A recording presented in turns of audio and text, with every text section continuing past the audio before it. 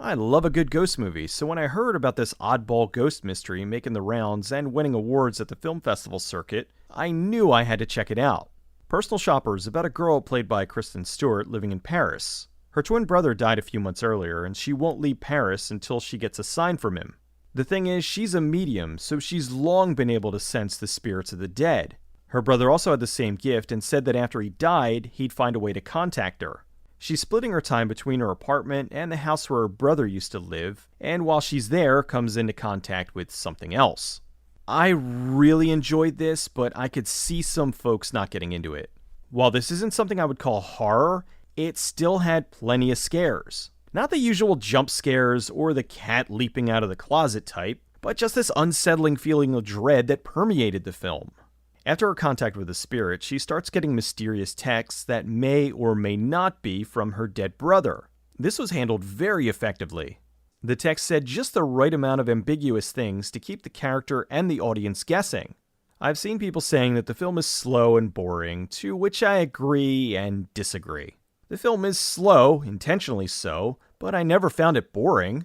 While there wasn't a ton of dialogue and much of the film was Stewart alone, I was always intrigued by what would happen next. If you're expecting a jump scare loaded ghost movie like the later Paranormal Activity films, you will be severely disappointed. The film was effectively creepy when it needed to be, and I enjoyed the mystery behind the whole thing. Stewart played an awkward but sympathetic character that was interesting, but also very standoffish. As I said in my Snow White video, I used to not like Kristen Stewart, but I was basing that solely on her in the Twilight movies, since that was all I'd seen her in. Since then, I've watched a bunch of her other movies, a lot of her independent films, and think that she's great in the right role. This was one of them.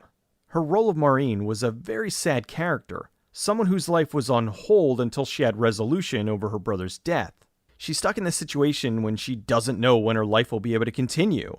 You can feel her breaking down a few times in the film, as she's desperately trying to be noticed and not taken advantage of. She was extremely lonely, which the film portrayed by having the audience endure numerous scenes of her solo. When she starts getting texts, it's unnerving, but it's also an outlet for her. She's not sure who or what is contacting her, but for a brief time, she isn't alone.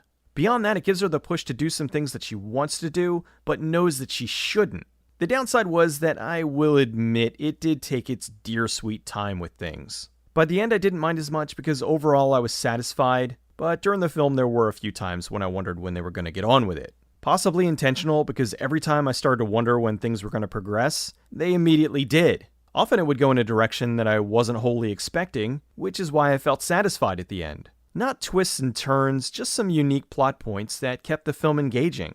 Personal Shopper is an odd film to recommend.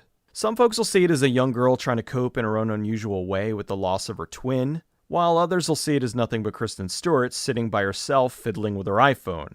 While this is being sold as a scary ghost movie, it's really an emotional journey of a broken character who surrounds herself with more spirits than the living.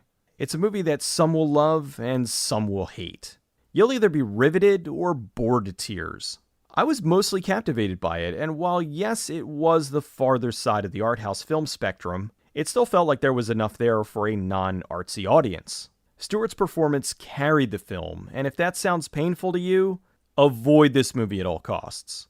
If you're willing to take a chance on a slower mystery that relies heavily on visual storytelling and very little dialogue, give it a shot. Just be sure to turn off the lights and get rid of any distractions.